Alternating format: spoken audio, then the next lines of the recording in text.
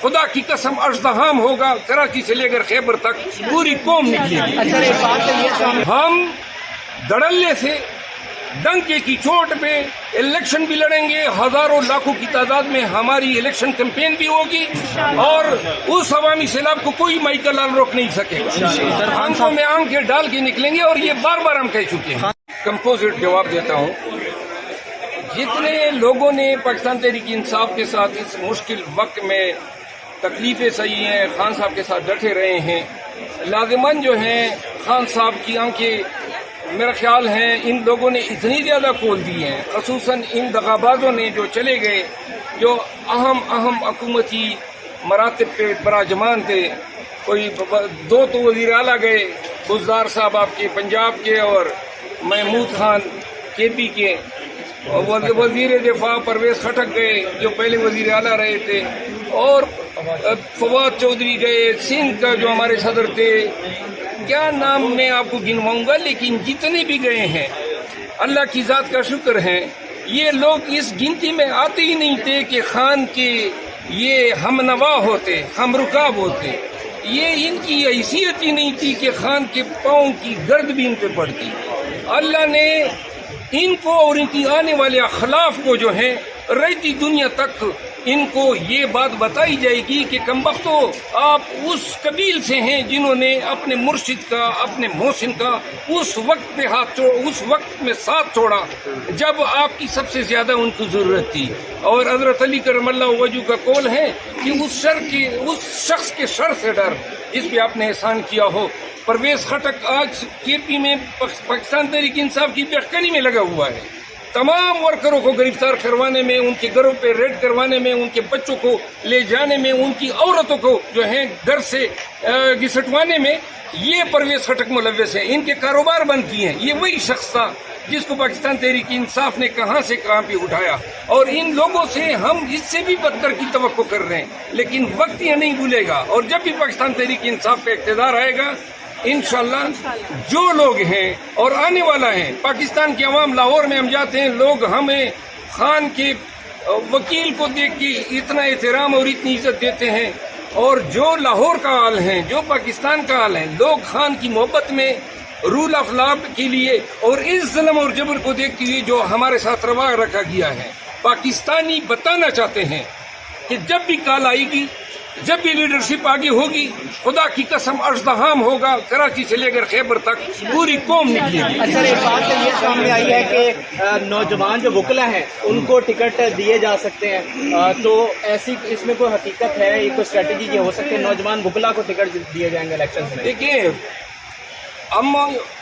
ہم یہ توقع شاید ہمارے خدشات ہیں کہ الیکشن میں ہمارے ساتھ ہماری پارٹی کو توڑنے کے لیے، ہمارے کینڈیڈیٹس کو توڑنے کے لیے یہ تمام 27 کنڈے استعمال کریں گے۔ وکلا جو ہیں ان کے پیچھے بارز ہیں، اور بارز کے پیچھے عدلیہ ہیں، تو لہذا معاشرے میں موجودہ اوقات میں خان صاحب نے اس خواہش کا اظہار کیا تھا، لیکن ورکر یہ سن لیں کہ کہیں پر کسی بھی علاقے میں کسی ورکر کے حقوق پہ کمپرومائز نہیں ہوگا۔ جہاں پہ ضرورت ہوگی شہری علاقوں میں، اور جہاں پہ ضرورت ہوگی خان صاحب مناسب سمجھیں گے، تو وہاں پہ مضبوط امیدواروں کو لانے کے لیے وکلا جو ہیں، اور وہ کافی وکلا ہزاروں کی تعداد میں اب پاکستان تحریک انصاف میں شمولیت کر چکے ہیں۔ انشاءاللہ وکلا جو ہیں آنے والے پارلیمان میں خان کے شانہ بشانہ انشاءاللہ بیٹھے ہوں گے۔ خان صاحب نے اور لیول پلینگ فیلڈ نہیں دیا جا رہی، کیا پاسبل ہو سکتا ہے کہ آنے والے الیکشن میں عمران خان کی جانب سے بائیکاٹ کا اعلان کیا جائے؟ کیوں کریں ہم بائیکاٹ؟ ہم کوئی شودر ہیں، یا ہم کوئی ہندوستان سے آئے ہیں، یا ہم کوئی افغانستان کے مہاجرین ہیں؟ ہم پاکستانی ہیں۔ اس ملک کے لیے پہلے میں نے، میرے خاندان نے قربانیاں دی ہیں، اور اس ملک کی محبت میں، عروب الوطنی میں پورے پاکستان تحریک انصاف کے ہزاروں ورکر آج بھی اگر جیلوں میں ہیں تو یہ یاد رکھنی چاہیے، یہ وہ لوگ جیلوں میں ہیں جنہوں نے قانون نہیں توڑا ہے، یہ وہ لوگ ہیں جو قانون توڑنے والے کو نہ کر چکے ہیں، جنہوں نے اس ملک میں قانون کو روندا ہے اور پامال کیا ہے۔ ہم دھڑلے سے डंके की चोट पे इलेक्शन भी लड़ेंगे, हजारों लाखों की तादाद में हमारी इलेक्शन कैंपेन भी होगी और उस अवामी सैलाब को कोई माइकल लाल रोक नहीं सकेगा। आंखों में आंखें डाल के निकलेंगे और ये बार बार हम कह चुके हैं। खान साहब कब तक आ जाएंगे सर भाई? खान साहब, इस्लामाबाद की अदलिया से हमारी कोई उम्मीदें नहीं है।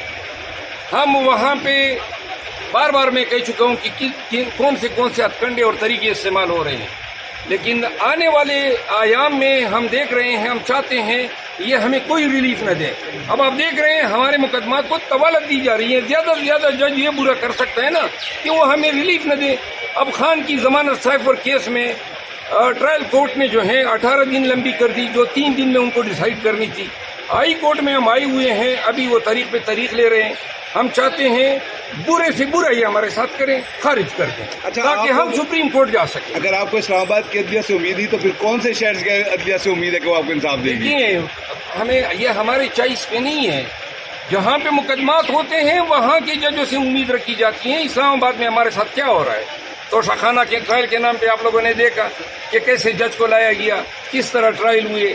और अब जो है साइफर का केस, साइफर क्या है?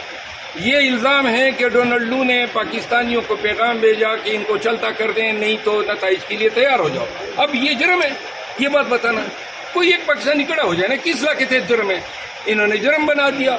ये इनसे ये भी बात नहीं है कि पाकिस्तान तहरीक इंसाफ के लीडरों को, वर्करों को, इनके खिलाफ ये मोबाइल छीनने की वारदातों के ये इल्ज़ामात में इनको नामजद न कर दें।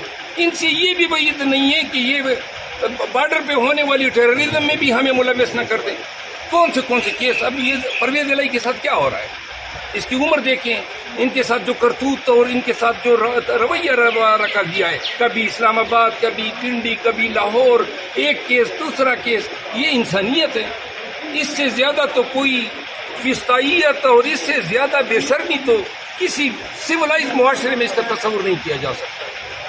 Thank you so much.